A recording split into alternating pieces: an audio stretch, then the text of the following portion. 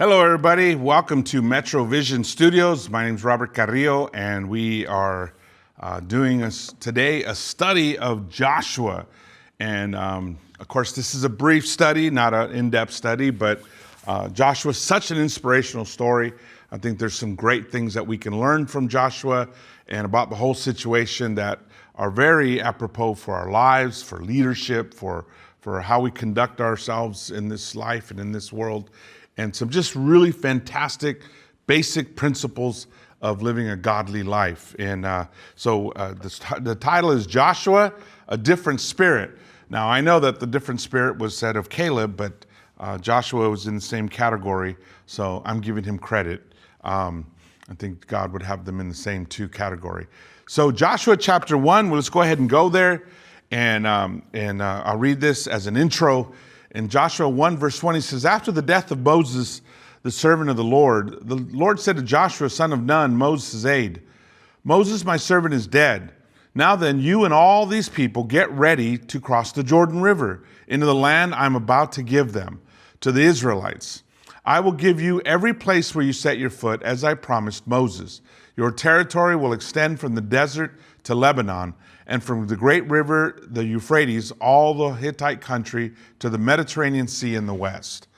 So we know the situation is this is when they're finally ready. You know, to give you a quick backstory, Moses had led the people out of Egypt. They unfortunately got to the edge of the promised land. They were scared, they were fearful, they wanted to send spies in. They did so. That really backfired. The spies came back all fearful, all except Joshua and Caleb.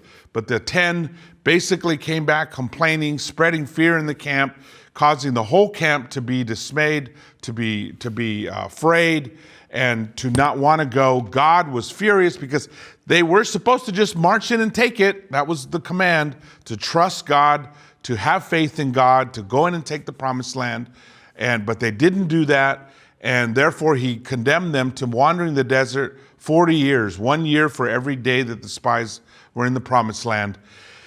And so they had to go through the whole 40 years until all the people of that generation died off. This is a new generation.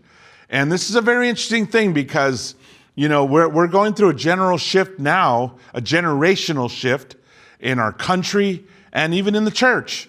And new generations bring new ideas and new thoughts and a new faith, which is what I'm particularly excited about. And not that the old faith is necessarily bad, but sometimes it's great to just have new hearts and new eyes, and we'll see that in this as well. But of course, the question, you know, the first question I throw out there is, you know, why Joshua? You know, what about him? You know, I mean, what was so big about him? Especially now, we're going through new leadership. Would be transition time. And, you know, Moses had been the leader. He was pretty awesome. He led them for the 40 years. They knew him. They trusted him. He's the one that spoke with God. He had the radiance of God on his face. Everybody was confident in Moses. But what about Joshua, you know? Now, you know, I think in all fairness, he was a leader who had had many victories. But they were facing new challenges, going to the promised land. And, you know, and later on they would get some pretty crazy plans, walking in circles and shouting. So what was the need? Well, the need was to have faith, right? So they needed a man of faith. You know, they needed somebody who had proven. So yeah, Joshua was a great warrior. He was Moses' aide. You know, he'd done many great things already. But the most important factor in Joshua's life was not that he was a great warrior, was not that he was a great soldier, was not that he, you know, if it's anything like the movie, the classic Charlton Heston movie, he was, you know, good looking, buffed and everything. But that's not what was great about Joshua. What was great about Joshua was he was faithful. He was a faithful man to God. And that's what made him a great leader to succeed Moses. That's what made him the right guy to lead them into the promised land, to take on all of God's victories and to be the point person for that. Because he was humble, yes, but he was faithful more than anything, that he just believed God. And you know, if we recall about him, the things, this is in Numbers 14, you know, at first it says, But because my servant Caleb has a different spirit and follows me wholeheartedly, I will bring him into the land he went to, and his descendants will inherit it. So everybody that was of the generation that went in when the spies went in, they all had to die. None of them got to go in the promised land, except Joshua and Caleb. And here, he specifically says of Caleb, he had a different spirit. But then later on in verse 30, he says, not one of you, speaking to the Israelites, will enter the land I swore with an uplifted hand to make your home, except Caleb, son of Jephunneh, and Joshua, son of Nun. As for your children that you said would be taken as plunder, I will bring them to enjoy the land you have rejected. But as for you, your bodies will fall in the wilderness. Your children will be shepherds here for 40 years, suffering your unfaithfulness until the last of your bodies lie in the wilderness. That was the curse where, God told them, you guys aren't going to get to go in because of your unfaithfulness. You are suffering because of your unfaithfulness. And that's an important concept right there, suffering because of unfaithfulness. There's a lot of suffering that happens in this world because of unfaithfulness, directly attributed. I think oftentimes Christians suffer because of unfaithfulness, because they don't put their faith in God. And even though they believe in God, and even though they acknowledge him as God, they still don't have their faith in him, and they suffer. They make bad decisions. They live in fear. They react to things, and they suffer needlessly. I mean, it's one thing to suffer because things happen to us, or suffer because Satan attacks, or because of all the evil in the world. But it's another thing when we suffer because of our own bad decisions, or because of not putting faith in God. And that's completely needless. And that was an example that was set before us. But the point here is that Joshua was a man of faith. Him and Caleb were the only two. And if you know the story, if you haven't read it, go back and read it. I mean, they stand up and they fight for God's vision. They say, we can do this. If God is with us, nobody can stop us. They understood that. They made the argument. Come on, guys, let's move forward. Let's do something great for God. Let's do something great for ourselves, because our God is with us. But there were so many other voices saying, no, that we're going to suffer. Our children will get carried off in slavery. Our women will be taken away. We'll lose everything. We'll be put to the sword. We'll never make it. This can't happen. And that negativity that was directly out of fear, because why? Because they weren't being faithful. As I said many times, and I continue to say, in the world, the opposite of faith is unbelief. But in the church, the opposite of faith is fear. It's when we have these fears and we give in to them. And they suffered because of their unfaithfulness way too long. So Joshua was a man of faith. So despite the fact there was new leadership, despite the fact there was new challenges, despite the fact that there were really some pretty crazy plans that weren't that solid, that definitely were not conventional and not logical and not even rational, unless you have faith. What in the world? Walking around a city 7 times and screaming? Really? But if you have faith, it's a winner. But it all depends on the faith. And an important lesson there, it's not the plan. It's not even the man. It's the faith. It's faith that makes the difference. So Joshua chapter 1, we keep reading down in verse 15. God says to him, nobody will be able to stand against you all the days of your life. And this is God speaking to Joshua. As I was with Moses, so I will be with you. I will never leave you nor forsake you. Be strong and courageous, because you will lead these people to inherit the land I swore to their ancestors to give them. Be strong and very courageous. Be careful to obey all the law my servant Moses gave you. Do not turn from it to the right or to the left, that you may be successful wherever you go. What a beautiful promise. I mean, God just tells them, look, I'm going to be here with you. Just like you saw me be with Moses, I'm going to be with you. And he tells them the first of several times, right? He says, be strong and courageous. That's what he asked Joshua to be. Be strong and courageous. In verse 7, he says it again. Be strong and very courageous. And he says, be careful to obey all the law my my servant Moses gave you. Do not turn from it to the right or the left. He continues.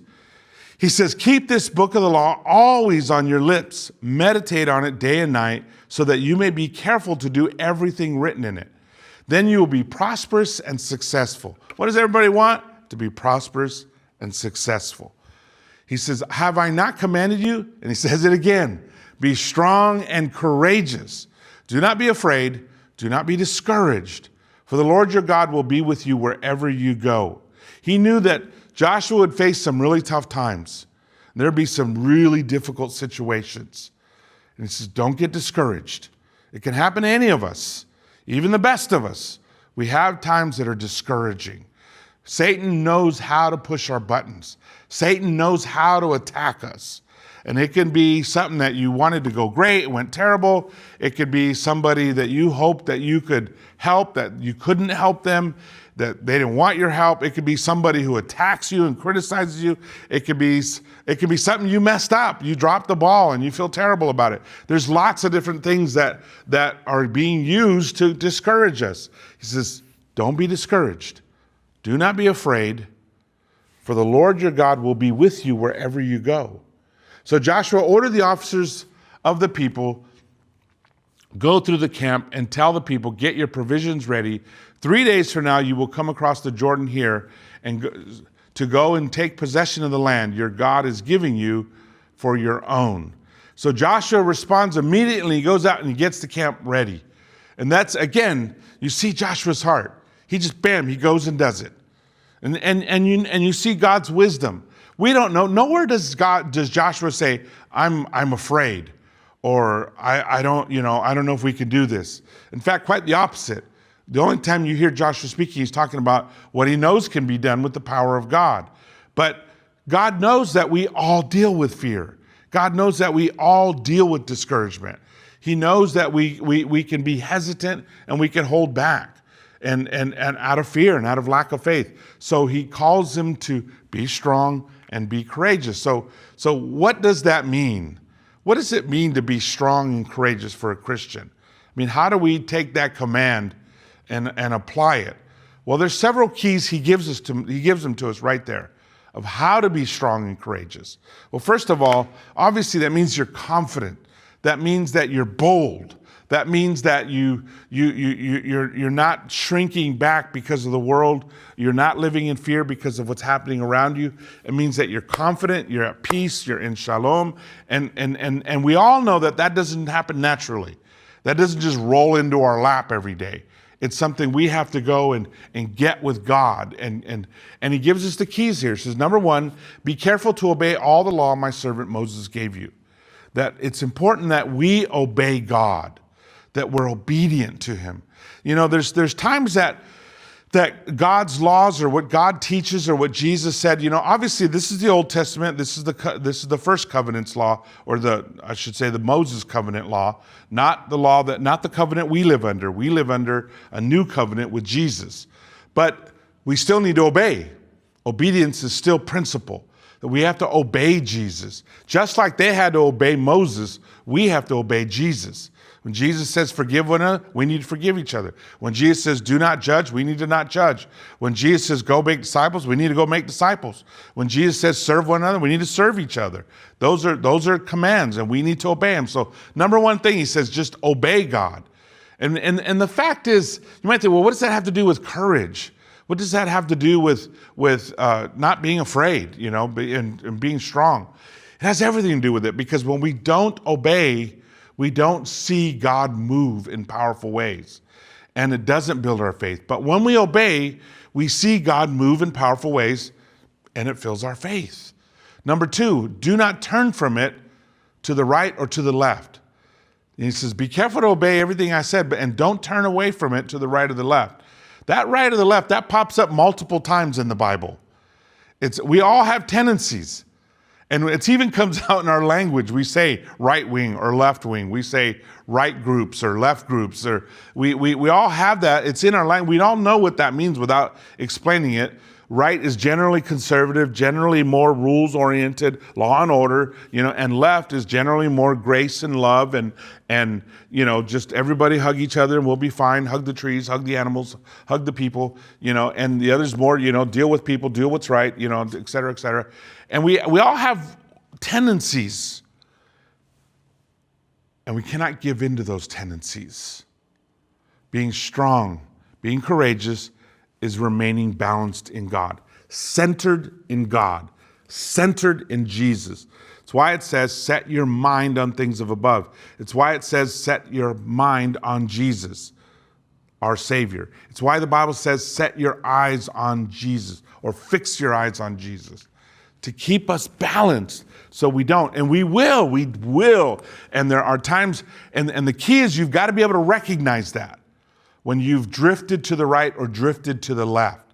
It's why we need feedback. It's why we need to listen to people, because they'll tell us, the old saying, one person tells you got a tail, you could say they're lying.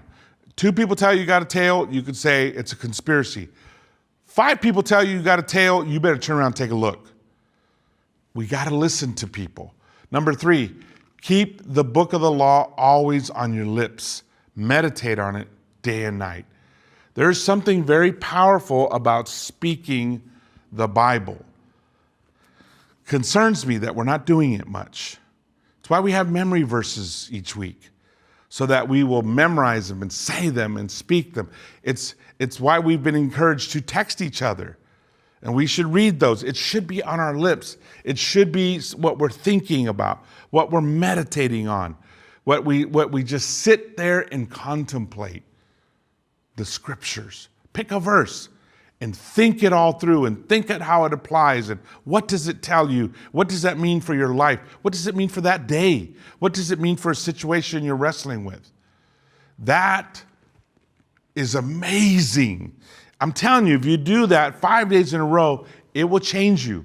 You do that for a month, it will totally change you. You do that as a lifestyle, you will take huge steps forward in your spirituality and in your growth. It's what he tells Moses to do. Number 4, back up. Okay, no, there's not a number 4.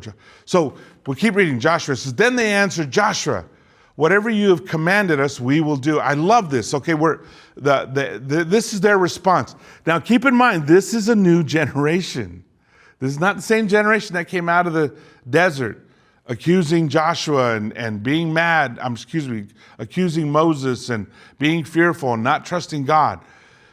As much as they were blessed by God, unfortunately, they didn't trust him. They didn't put their faith in him. And consequently, none of them got to go in the promised land. This is a whole new generation.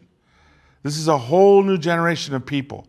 And it says, they answered Joshua, whatever you have commanded us, we will do. And wherever you send us, we will go. Just as we fully obeyed Moses, so we will fully obey you. Only may the Lord your God be with you as he was with Moses. Whoever rebels against your word and does not obey it, whatever you may command them will be put to death. Only be strong and courageous. I mean, you got to love this because, first of all, their hearts are just, we're with you, bro. We're with you. And you got to love that, because unity itself is a powerful thing. God blesses unity, and they were totally unified behind him. And that generation, they had a different spirit. They had a different heart, a heart based a lot more on faith. And the one thing they ask of Joshua is just that he be strong and courageous. The exact same thing God had been commanding him to do. And I'm imagining this was a great, great day for Joshua, just to see the strength of a new generation, especially in contrast to that day that the spies gave their report. And everybody was so negative, and everybody was so afraid, and they were so critical, and they were so just lacking in faith. And he had to sit there and watch this, knowing that they would be suffering their unfaithfulness for 40 years. And now here, Joshua and Caleb are old guys. I mean, they're really old guys. And they get to march into the promised land with a new generation, with a new spirit. And of course, you know the story. They go in and they take the land, and they go through a lot of adventures, a lot of tough times too. It's not all, easy work. They have to learn to trust God with a really crazy plan, marching around the city and shouting. What a crazy plan. They had to learn to just trust that it doesn't matter the plan, it doesn't matter the man. What matters is the God. And that's what makes the difference. And God was teaching them. Then they had the whole situation with Achan's sin, where they started getting their rear ends kicked. They were losing. And they had to go through the camp, figure out what it was. And they found out it was somebody in sin. And they learned that one person's sin can affect a lot of people. And basically, God wasn't blessing them because one person had disobeyed and violated God's command. And they learned that what one person does affects the whole body, affects the whole group. And that's an important lesson. And they had to learn to trust God step after step after step. Of course, the Levites had to learn to trust God and what their inheritance would be, and all the different things that happened that were teaching them basically to be faithful, to be strong and courageous because they were faithful. And then at the end of all those victories, Joshua pulls them together again. In Joshua chapter 24, he says, "Now fear the Lord and serve him with all faithfulness. Throw away the gods your ancestors worship beyond the Euphrates River and in Egypt, and serve the Lord."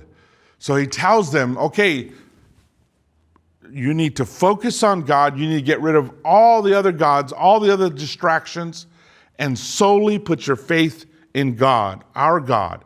Get rid of all the junk that you had, any false gods, which, it's pretty amazing, because that means they had them even when they were conquering the promised land. They were still carrying around false god idols, and some people may have even still been worshiping some of the gods of Egypt, which really shows you God's patience, because that is an abomination before the Lord. And yet he worked with them. He still worked with them. But now it was time to make a commitment, and it was time to turn your back on sin. It was time to say no more. And it says, "But if serving the Lord seems undesirable to you, then choose for yourself this day whom you will serve, whether the gods of your ancestors served beyond the Euphrates or the gods of the Amorites in whose land you are living. But as for me and my household, we will serve the Lord." And you got to love this, because, Joshua is obviously, he's calling them to a decision. And you say, but wait a second, didn't they already make a decision to be with God? Yeah, back with Moses, they were all called to make a decision. Remember, Moses split the ground, or God split the ground, and they all had to choose a side, and those who were going to be with God came over, and those were their parents. And now these people had to make a decision. This generation had to decide, am I going to be with God or not? And you can say, well, obviously they had gotten the promised land. They'd been through so much. But it's not so obvious. Wait a second. Just because somebody's been in the church a long time doesn't mean that they're going to be faithful to God. We've all seen that. We've seen people who've been in the church for decades and then leave. You say, what in the world? This is what happens. So we have to make the decision all our lives to be God's people and to do things God's way. And so Joshua is calling them to this decision. And of course they respond. It says, "Then the people answered, 'Far be it from us to forsake the Lord to serve other gods. It was the Lord our God himself who brought us and our parents up out of Egypt from the land of slavery and performed those great signs before our eyes. He protected us on our journey, our entire journey, and among all the nations through which we traveled. And the Lord drove out before us all the nations, including the Amorites who lived in the land. We too will serve the Lord because he is our God.'" I mean, they were just like, are you kidding? We're going to serve God. And you love that, right? You love that. You want to hear that. But the interesting thing is Joshua challenges them back. He says, Joshua said to the people, "You're not able to serve the Lord. He's a holy God. He's a jealous God. He will not forgive your rebellion and your sins. If you forsake the Lord and serve foreign gods, he will turn and bring disaster on you and make an end of you after he has been good to you." Joshua knew that they were carrying around those idols. Joshua knew that some of them were still praying to Egyptian gods and to the Babylonian, or not Babylonian, the gods of the people beyond the Euphrates. He knew that. And so here he is. He's challenged them. He said, no, you really need to make a clear decision here. You need to count the cost and make a real decision. Are you going to be faithful to God all the way? Because the worst thing you can do is say you're going to be faithful and then turn on him. So he challenges them back, and they come right back. But the people said to Joshua, no, we will serve the Lord. Then Joshua said, you are witnesses against yourselves that you have chosen to serve the Lord. Yes, we are witnesses, they replied. Now then, said Joshua, throw away the foreign gods that are among you and yield your hearts to the Lord, the God of Israel. And the people said to Joshua, we will serve the Lord our God and obey him. And on that day, Joshua made a covenant for the people and there at Shechem, and he reaffirmed for them decrees and laws. And Joshua recorded these things in the book of the law of God. Then he took a large stone and set it up there under the oak near the holy place of the Lord. So Joshua, he challenges them back. They say, nope, we're going to do it. He says, then you're witnesses. And they say, we're witnesses. We're going to live up to our promise. And he even sets up a stone that will be a witness. Now, I'm going to tell you that, fast forward to the time of Micah.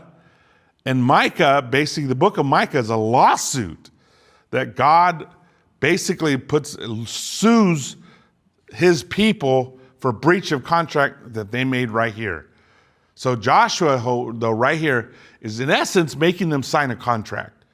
You're going to be faithful to the Lord. And, this generation was faithful to the Lord. It was following generations that became less and less, sometimes up, sometimes downs. If you read the book of 1st and 2nd Kings or 1st and 2nd Chronicles, you see that in living color. Times that they're faithful, times that they're not. Times that they're faithful, times that they're not. In the time of Micah the prophet, an 8th century prophet, he basically files a lawsuit against the people of Israel, or the people of Judah, and basically says, I'm suing you because you breached your contract. And he calls the witness the mountains and the rocks, the very witnesses that were set, because they were there on this day that they made the promise. So do not make promises to God lightly. So what do we learn? There's always a call to renewal of the covenant. There's always an affirmation of the story. What I didn't have time to read was God recounts the whole story of how he saved them. And that's what they referred to, that it was God that saved us, and we know that. There's a challenge to their commitment. And sometimes our commitment is challenged. We think, I said Jesus is Lord and I got baptized. It should be easy from here on out. It's not going to be easy. And there's going to be times that commitment we made is going to be really challenged. And they even have a tenacious recommitment. They're stubborn about doing what's right. That's the time somebody asked one time, why do we have stubbornness if it's always bad? It's not always bad.